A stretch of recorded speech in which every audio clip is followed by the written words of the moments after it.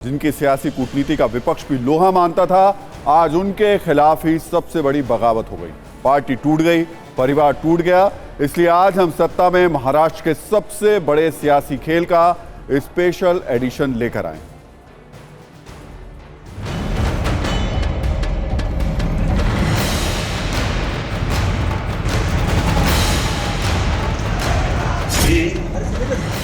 अजित अनंतराव पवार गांभीर्यपूर्वक धडकथन करतो की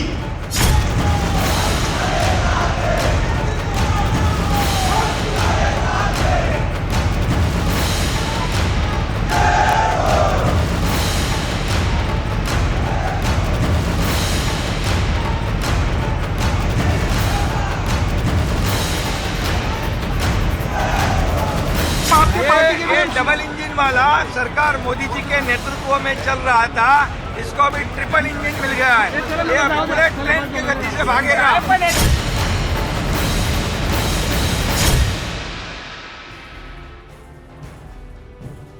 तो महाराष्ट्र की राजनीति में सत्ता के खेल शुरू हो गया है। अब इसकी मलाई खाने के लिए अजीत पवार भी अपने चाचा को छोड़कर सरकार में शामिल हो गए। पहले की तरह ही अजीत पवार ने आज दिन में मीटिंग की और दोपहर तक उप मुख्यमंत्री भी बन गए। लेकिन सबसे बड़ा सवाल यही कि आखिर इस समय इस खेल की जरूरत क्या है? क्या अंदर का खेल इस पूरे मामले में है? ये अब हम आपको बताते हैं। बगावत का खेल मुंबई नहीं बल्कि दिल्ली से शुरू हुआ। 2 दिन पहले अजीत पवार गृहमंत्री अमित शाह से मिले। अजीत ने 40 विधायकों की एक सूची दिखाई और सूत्रों के मुताबिक महाराष्ट्र में महाविकास आघाड़ी मजबूत विपक्ष बन रहा था। लोकसभा से लेकर विधानसभा के चुनाव तक की तैयारी में वो जुटे हुए थे। बीजेपी ने अजीत पवार को तोड़कर राज्य में आघाड़ी को तोड़ा। सूत्रों के हवाले से हम सारी जानकारी आपको दे रहे हैं, जो कि 2 दिन पहले दिल्ली में जिसकी कह सकते हैं पटकथा लिखी गई। शिवसेना के बाद एनसीपी में टूट से बीजेपी सबसे ज्यादा मजबूत पार्टी फिलहाल दिखाई दे रही है। महाराष्ट्र की राजनीति में अब आगे क्या हो सकता है, यह भी समझना बेहद जरूरी है। एनसीपी की टूट से शिंदे गुट पर बीजेपी की निर्भरता अब कम होगी। देवेंद्र फडणवीस का कद और बढ़ सकता है। देवेंद्र फडणवीस मुमकिन तौर पर दिल्ली आ सकते हैं, ऐसा अटकलें लगाई जा रही हैं। देवेंद्र फडणवीस और प्रफुल्ल पटेल को केंद्र में मंत्री पद मिल सकता है। ये कयास भी लगाए जाने शुरू हो गए दोपहर बाद, जब ये पूरा का पूरा डेवलपमेंट हुआ। आने वाले वक्त में महाराष्ट्र को नया सीएम मिल सकता है, इस तरीके के कवायद की जा रही है, ऐसे सूत्रों के हवाले से खबरें हैं। महाराष्ट्र सरकार में उप मुख्यमंत्री पद की शपथ लेने के साथ ही अजीत पवार ने एनसीपी पर दावा ठोक दिया है।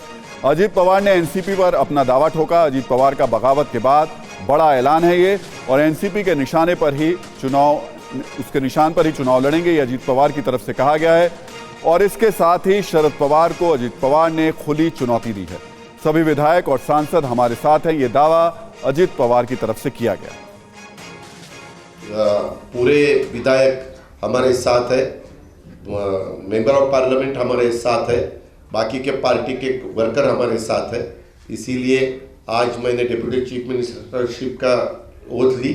बाकी के हमारे सीनियर नेता और नया भी कुछ लोगों को हमने आज तक इस गवर्नमेंट में लेडी को प्रतिनिधित्व नहीं था, आगे शायद वो देंगे, लेकिन हमने वो भी सोचा और यंग जनरेशन को भी हमने कैबिनेट मिनिस्टर के नाते, जैसे पहले मुझे याद है भुजबल साहब के नेतृत्व में हमने जब 99 में चुनाव लड़ा था, तब हम यंग थे। मैं आर पाटिल, दिलीप वळसे पाटिल, जयंत पाटिल, हम सुनील तटकरे, हम सब ये लोगों को मौका मिला था।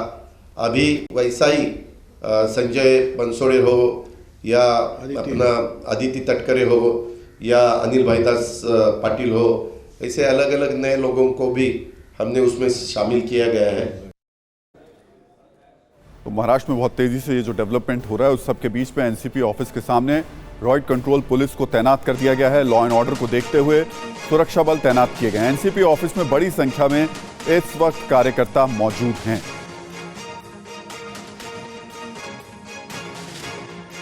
अजीत पवार की बगावत के बाद में एनसीपी कार्यकर्ताओं ने एनसीपी दफ्तर के बाहर लगे एनसीपी के अजीत पवार और छगन भुजबल सहित तमाम नेताओं के जो फोटो थे उनके ऊपर कालिक पोत दी। तस्वीरें आपको दिखाता हूं। देखिए ये मुंबई के बेलार्ड पियर में मौजूद एनसीपी का कार्यालय है और उसके बाहर जो पोस्टर बैनर लगाए गए थे यहाँ पर उस जहाँ पर अजीत पवार, छगन भुजबल और बाकी जो विधायक थे उन तमाम विधायकों के मुंह पर कालिक पोत दी गई है तस्वीरों पर। दूसरी तरफ की भी तस्वीर आपको दिखाते हैं। यहाँ पर देखिए एक दूसरा बैनर लगा हुआ है, बड़ा कटआउट लगा हुआ है। इसमें भी अजीत पवार, छगन भुजबल, सुनील तटकरे, तमाम जो नेता हैं जो कि इस वक्त अजीत पवार खेमे के साथ में हैं, इन तमाम लोगों के चेहरे पर कालिक पोत दी गई है। आपको दूसरी तरफ की तस्वीर दिखाते हैं किस तरह से बड़ी संख्या में एनसीपी के जो कार्यकर्ता हैं वो यहाँ पर इकट्ठा होना शुरू हो गए हैं और यहाँ पर देखिए बड़ी संख्या में पुलिस कर्मचारी आपको नजर आएंगे।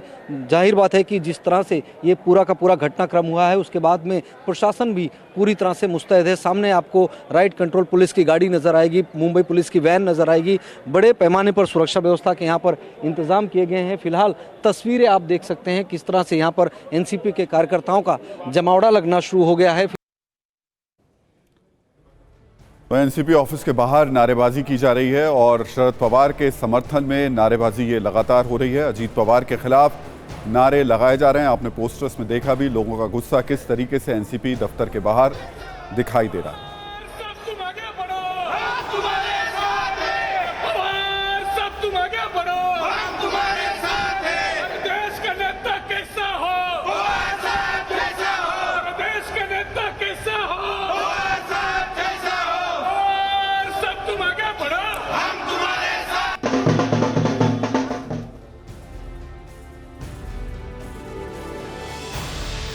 और अब आपको दो तस्वीरें दिखा रहे हैं जहां एक तरफ अजीत पवार के विरोध में नारेबाजी हो रही है, वहीं दूसरी तरफ शिंदे सरकार में अजीत पवार के समर्थन में पटाखे चलाए जा रहे हैं।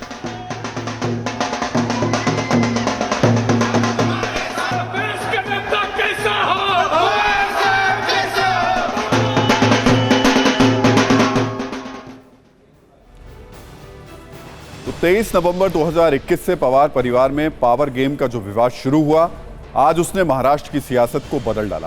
पहली बार 23 नवंबर 2021 को अजीत पवार की बगावत दिखाई दी, लेकिन लगा शरद पवार ने सब कुछ संभाल लिया। लेकिन 10 जून 2023 को विवाद का दूसरा चैप्टर दिखा जब सुप्रिया सूले को पार्टी की कमान सौंपी गई। उधर से सब ऐसा लग रहा था कि ठीक है और ऊपर से लग भी रहा था कि सब कुछ ठीक ठाक है, लेकिन अंदर घमासान था और उसी का परिणाम था कि आज अचानक अजीत पवार अपने समर्थकों के साथ राजभवन पहुंच गए और 8 लोगों के साथ मंत्री पद की शपथ ली।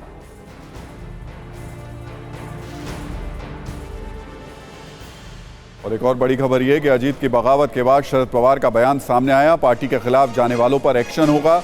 यह बीजेपी की गुगली नहीं है, शरद पवार की तरफ से कहा गया। घर में फूट की बात में नहीं मानता, कोर्ट नहीं जनता के पास जाऊंगा, शरद पवार की तरफ से कहा गया। मुझे उनकी नहीं उनके भविष्य की चिंता है।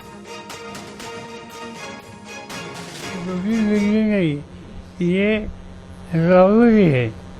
ये कोई ऐसी छोटी बात नहीं, ये गोभी बिगड़ी नहीं, ये रावरी है। ये कोई ऐसी छोटी बात नहीं।